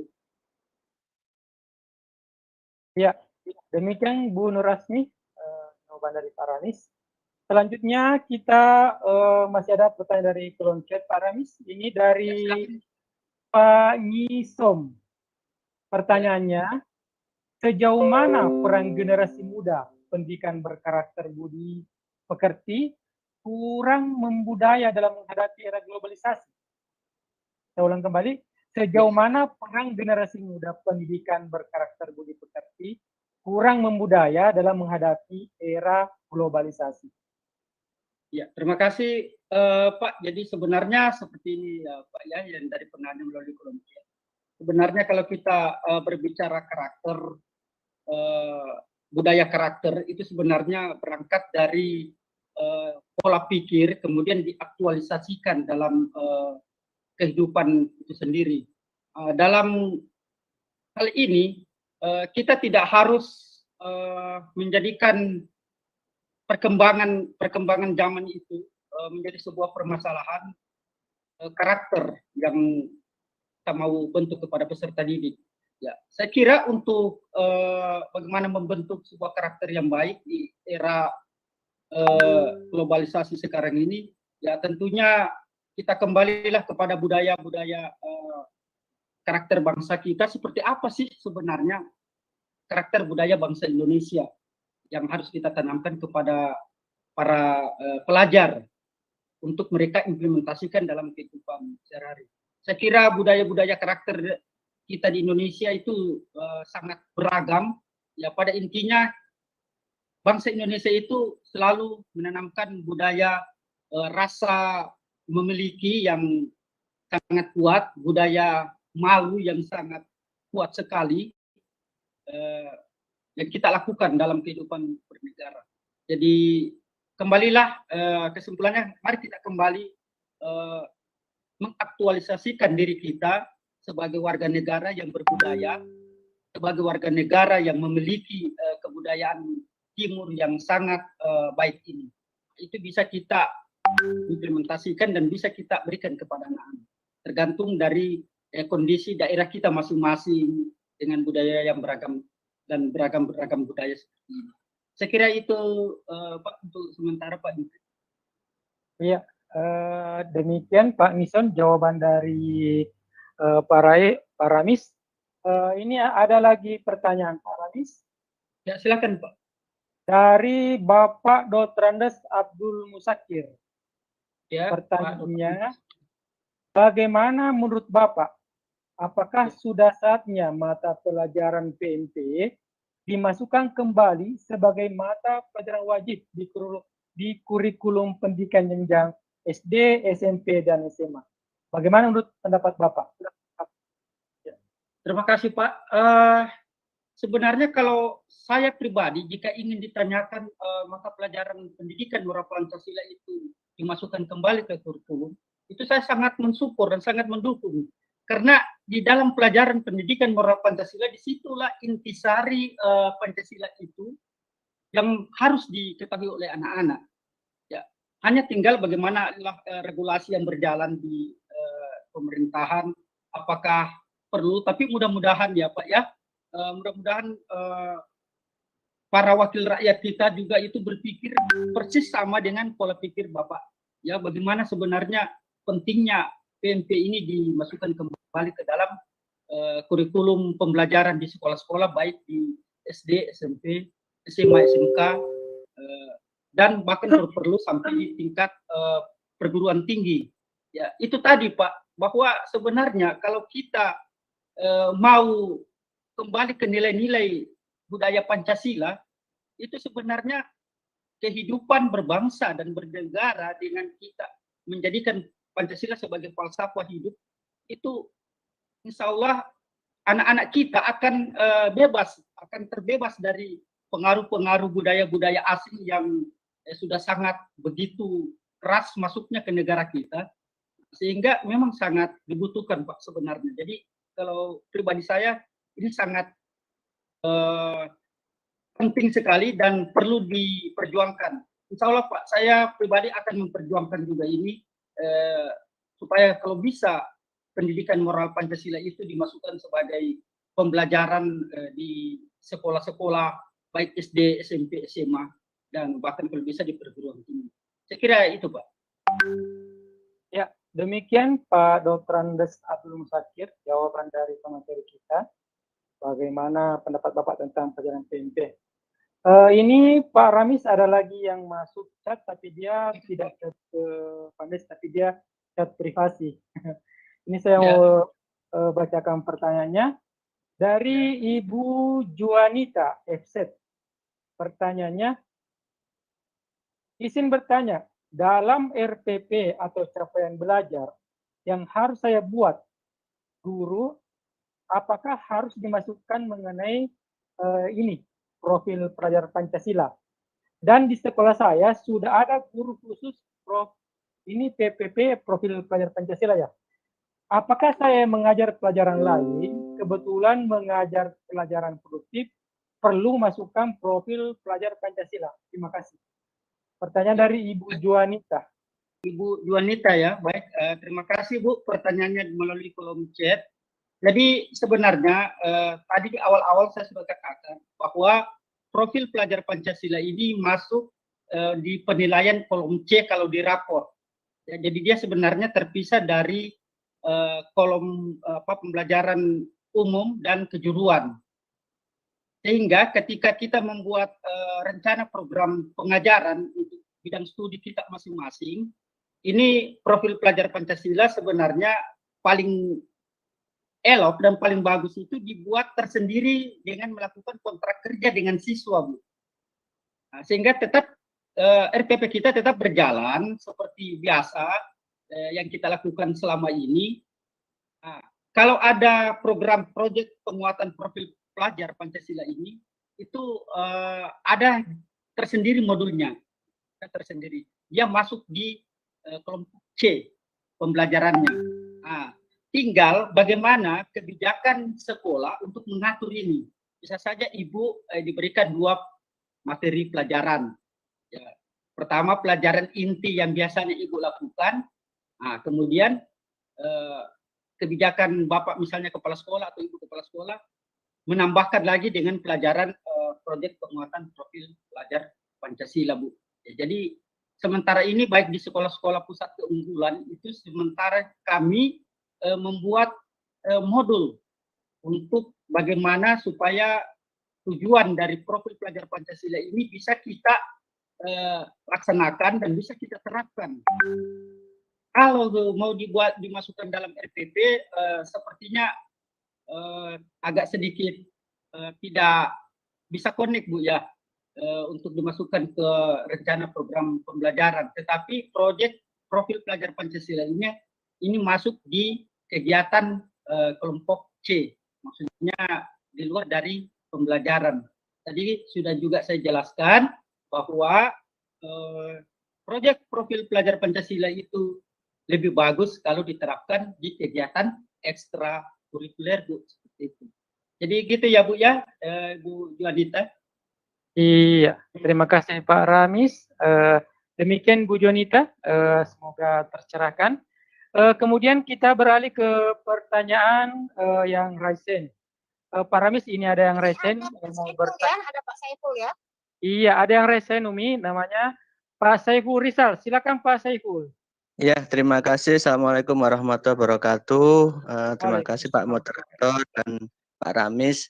Ini kalau saya melihat perkembangan sepintas nggih Pak Ramis ya, itu di kurikulum paradigma baru ini kan kemarin itu katanya Bapak Menteri kan RPP 1 lembar kan gitu nggih. Tapi kenyataannya di sini ternyata betul 1 lembar cuman lampirannya yang berlembar-lembar itu yang membuat kita untuk semakin pusing itu Pak Ramis ya. Jadi sepintas kita kemarin membuat modul itu jadi malah kesannya itu enggak ringkas tapi malah ini perfeksionis ini malah Pak Ramis, itu terlalu perfeksionis. Ini nanti minta pendapatnya jenengan itu dari yang pertama.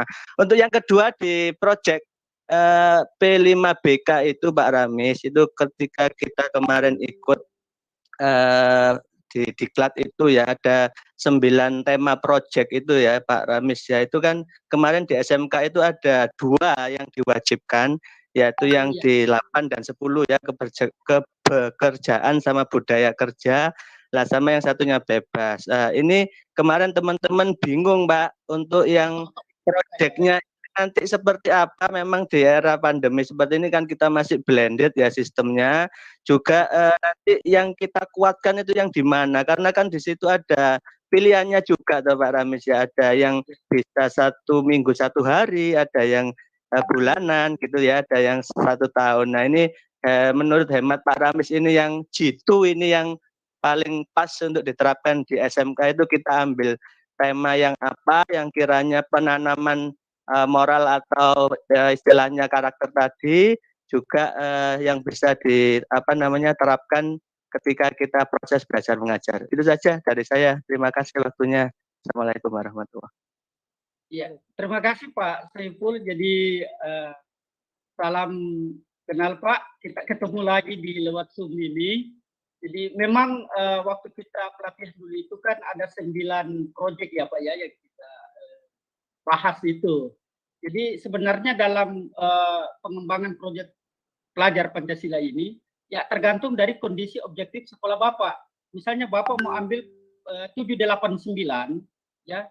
Misalnya pilihan 7 Bapak mau pilih, kemudian yang wajib ini kan Pak harus jelas ya, harus tetap diambil Pak yang 8 dan 9 ini.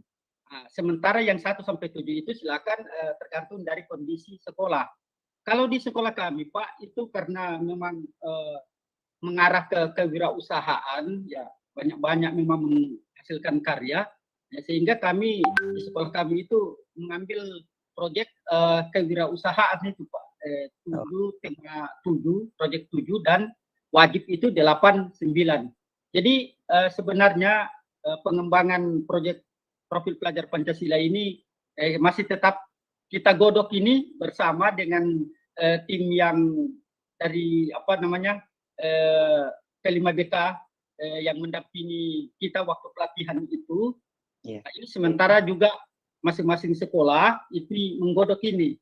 Nah, kemudian tentang kegiatan aktualisasinya yang per minggu, per hari, memang terus terang Pak, Bapak mengalami hal kebingungan. Sebagian besar Pak peserta ya termasuk saya juga itu masih sebenarnya masih mengawang-awang sebenarnya. Tetapi setelah dicermati baik-baik apa tujuan ini dicapai, sehingga bagi kami laksanakan dulu apa yang kami bisa lakukan terhadap proyek ini. Ya, tadi itu sudah saya katakan bahwa kami mengambil proyek pilihan itu kewirausahaan yang pilihan ke-7, kemudian yang wajib itu tetap kami masukkan budaya kerja, itu proyek komponen 8-9 itu Pak. Sementara kami juga bekerja ini Pak untuk merampungkan proyek ini. mudah-mudahan apa yang kita kerjakan minggu kemarin itu dan sampai sekarang masih dalam proses, mudah-mudahan sedikit demi sedikit kita bisa memahami apa yang harus kita lakukan. Namun demikian Pak, pada intinya sebenarnya profil pelajar Pancasila dan budaya kerja ini yang semestinya dulu kita utamakan secara umum dulu. Kita coba dulu untuk membuat para siswa dulu menjadi pelajar Pancasila dulu untuk sementara itu. Untuk aktualisasinya seperti apa, itu tergantung dari instruktur nanti bagaimana memodel pembelajaran dari kegiatan ini. Yang jelas mudah-mudahan dengan adanya program dari pemerintah melalui Kementerian Pendidikan ini bisa membuka kembali pemikiran kita untuk bisa memberikan kepada para siswa kita bagaimana sebenarnya nilai-nilai Pancasila itu diterapkan kepada diri mereka sendiri. Saya kira itu Pak jawaban dari saya. Ya, betul Pak Ramis. Terima kasih, itu saya sangat setuju sekali untuk yang mendahulukan yang proyek penguatan Pancasila dulu, yang P3 dulu itu Pak Ramis ya. Tapi P3 kalau di bahasa Jawa itu kasarannya belum ini, tapi diselakkan lagi yang apa namanya penguatan lagi di P5BK ini, kata teman-teman itu agak bingung. Yang satu aja belum jalan, ini ketambahan lagi dengan yang itu. Dan juga ini kalau ngapunten jenengan untuk yang penguatan proyek penguatan ini membuat modul dulu atau langsung jalan Pak Ramis? Mohon maaf di sekolah. Iya Pak. Jadi sebaiknya kita buat modul dulu Pak, karena itu dasar kita untuk mengimplementasikan profil pelajar Pancasila itu. Jadi bagaimana modulnya itu nanti bisa Bapak berkolaborasi dengan teman-teman Bapak yang ada di sekolah Bapak untuk mendesain sebuah modul profil pelajar Pancasila Pak. Saya kira itu Pak. Ya, jadi tahapannya buat modul dulu aja, nanti untuk penerapannya nanti setelah modul selesai Pak Ramis ya. Ya, terima kasih Pak Ramis. Mantap. Terima kasih Pak. Terima kasih Pak Saiful atas pertanyaannya malam ini. Pak Ramis, ini ada lagi dari kolom chat. Ada tadi yang resen, tapi kata dia kasih turun tanya kembali. Ada dari kolom chat ini, dari Ibu Susanti. Apakah tidak sebaiknya diadakan lagi kegiatan seperti dulu, adanya penataran P4, tapi sekarang diganti dengan pemahaman dan penerapan pelajaran Pancasila? Bagi guru dan orang tua siswa dulu, baru diimplementasikan ke siswa dan dikondisikan dengan kemajuan iptek saat ini sebagai imbas dari pandemi, karena siswa banyak yang kecanduan gadget dengan berbagai aplikasi di dalamnya sehingga tidak semua positif. Itu pertanyaan mengenai penataran P4. Ya, baik. Ya, terima kasih Pak Jufri. Dari Ibu Susanti Pak Jufri ya, melalui kolom chat ya. Iya. Oh iya, makasih. Jadi tadi juga sebenarnya senada dengan pertanyaan dari Pak, kalau tidak salah Pak Puspo Andoko ya, tadi juga terkait dengan penerapan profil pelajar Pancasila ini. Kita dulu itu kan ada pendidikan moral Pancasila, dan saya sangat setuju Bu. Sebenarnya juga perlu memang ini sebelum profil pelajar Pancasila ini diterapkan, perlu ada dulu penataran ya, P4. Saya ingat dulu saya mengikuti penataran P4 untuk menjadi mahasiswa baru di IAIN Makassar, itu luar biasa, 124 jam ya kalau tidak salah itu untuk mengikuti P4 ini ya. Jadi begitu pentingnya sebenarnya Pancasila ini diterapkan di kalangan baik siswa maupun mahasiswa. Jadi saya sangat setuju kalau memang perlu dulu ada penataran.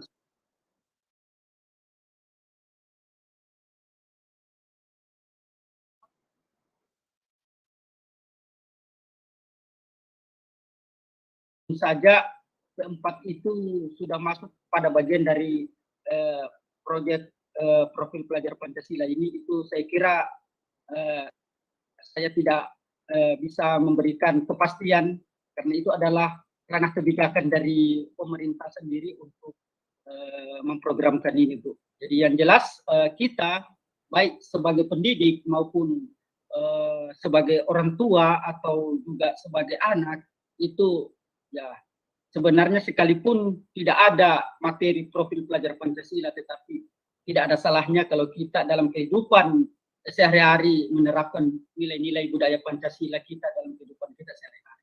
Saya kira itu, Bu, untuk sementara jawaban dari saya. Ya, terima kasih Pak Ramis. Demikian Ibu Susanti. Semoga dapat tercerahkan. Bapak Ibu yang ingin absen, sudah ada link absen di kolom chat yang ingin absen. Yang ingin bertanya silakan ajukan pertanyaan di kolom chat. Mungkin masih ada waktu sekitar Teumi sampai jam berapa Teumi? Normalnya sih jam 21, tapi kalau memang sudah tidak ada pertanyaan, nggak apa-apa, kita closing statement aja. Kasihan Pak. Oh iya. Malam masih harus malam lagi. Oh ya, mau Teumi. Bapak Ibu kalau sudah tiada pertanyaan lagi, silakan mengisi kolom chat. Kemudian karena sekarang sudah pukul 8.45 waktu Indonesia Barat. Indonesia Tengah pukul 9:45, Indonesia Timur juga mungkin lebih malam lagi.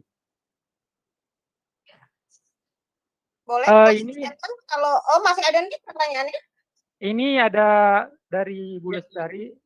Semoga melalui tim kerja Pak Ramis dapat diusulkan pemberlakuan kegiatan. Oh, ini sekedar usul saja. Mungkin kalau tidak ada pertanyaan, mungkin ada statement dari Pak Ramis sebelum kita mengakhiri Vicon malam ini. Silakan Pak Ramis, closing statement-nya. Ya, terima kasih Pak Jufri. Jadi baik Bapak Ibu sekalian, untuk mengakhiri pertemuan kita pada malam hari ini, closing statement dari saya itu yang pertama, bagaimana sebenarnya budaya atau nilai-nilai Pancasila itu bisa kita implementasikan, bisa kita terapkan kepada pelajar kita, dan bukan hanya pelajar tapi juga pada diri kita sendiri, agar supaya kita budaya kita sebagai bangsa Indonesia itu tidak hilang dengan adanya budaya-budaya yang masuk dari negara-negara lain. Kemudian yang kedua, bagaimana kita sebagai pendidik bisa memberikan ruang dan waktu untuk peserta didik mengembangkan kompetensi dan memperkuat karakter dan kemampuannya dalam berinteraksi dengan jati dirinya sebagai seorang pelajar, apalagi kalau sudah berlabel pelajar Pancasila. Kemudian yang ketiga, bagaimana kita bisa merencanakan proses pembelajaran dengan baik, yang tentunya dalam proses pembelajaran itu nilai-nilai budaya Pancasila bisa kita masukkan ke dalam setiap kegiatan pembelajaran yang kita lakukan. Kesimpulannya, marilah kita kembali menghayati kelima sila yang ada dalam Pancasila itu sendiri. Yang pertama, ketuhanan yang Maha Esa. Yang kedua, kemanusiaan yang adil dan beradab.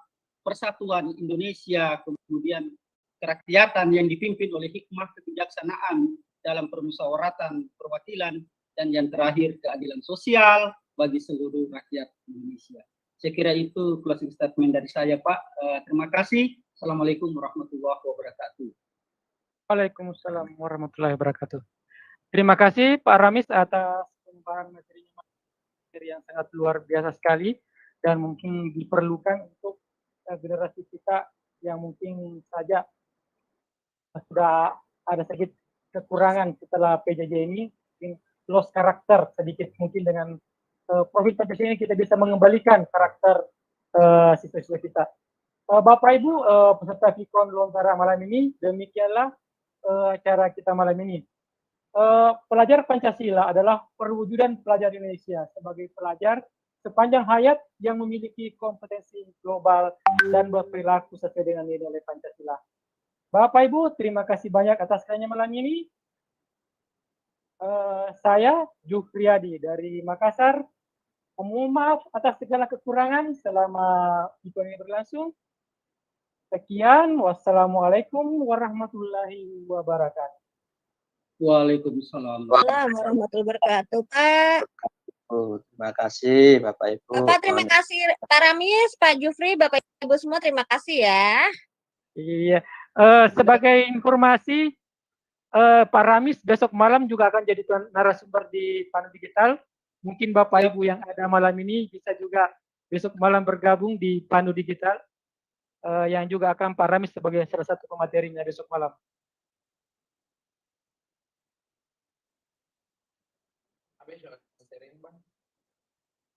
Baik, roomnya saya tutup ya Bapak Ibu biar kita bisa istirahat ya.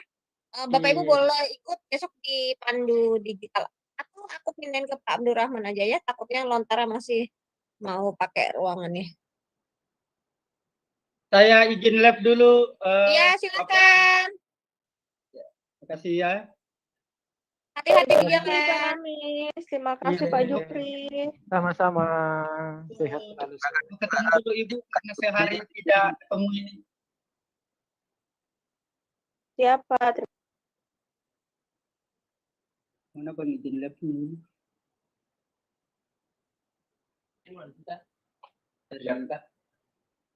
Di kun.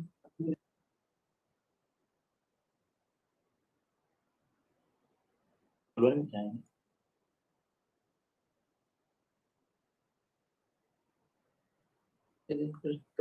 keluar saya.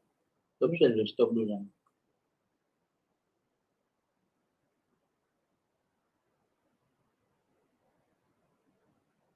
Baru sampai.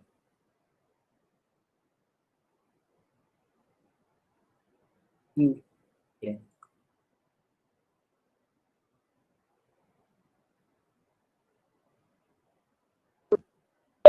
Terima kasih Pak Puspo, Bunda Maisuri, Pak Samsir. Saya izin live, Pak Abdurrahman, semuanya.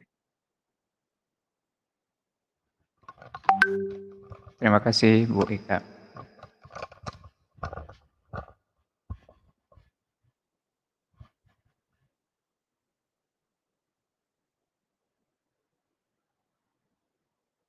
Terima kasih semua.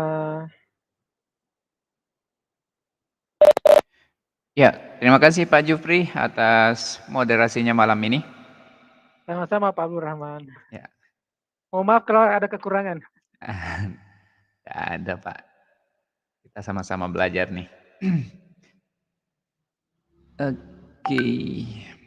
Ya, Bapak dan Ibu, para peserta pada malam hari ini, alhamdulillah kita sudah selesai dan insya Allah minggu depan kita akan ketemu dengan materi yang lain.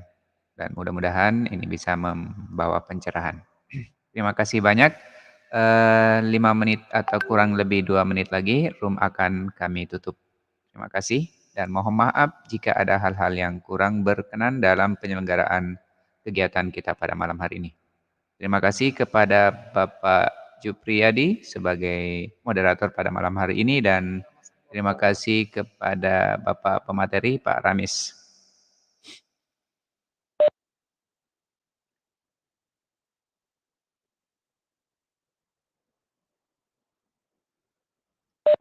Iya, link presensi ada di, oh ya, saya bagikan lagi. Presensi masih ada yang bertanya ya. Ibu Rista Tias, ya saya kirimkan Ibu Rista ke kolom chat. Ya silahkan dilihat di kolom chat Ibu Rista. Materi, sebentar saya cek. Untuk materi linknya saya kirimkan juga. Silahkan, ada link yang saya sudah bagikan. Link untuk presensi dan link untuk materi sudah ada di kolom chat. Silahkan Bapak dan Ibu.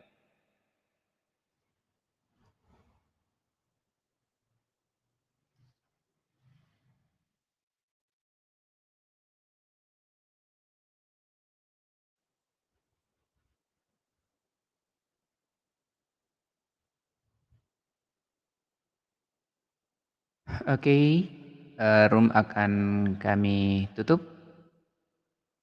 Oke, terima kasih Ibu Cut Hamidah dan Ibu Bapak Nofrianto ya. Terima kasih. Sudah ada link presensi dan link materi di kolom chat. Oke, mohon izin kami akan menutup roomnya. Terima kasih sekali lagi kepada Bapak dan Ibu atas kehadirannya pada malam hari ini. Selamat malam Pak Depuspo.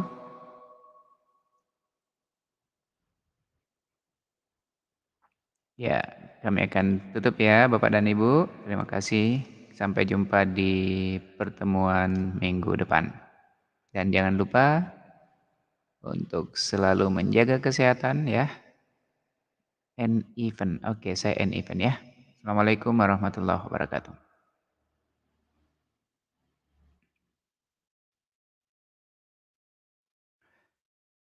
Oke. End broadcast. Terima kasih telah menyimak live streaming ini. Wassalamualaikum warahmatullahi wabarakatuh.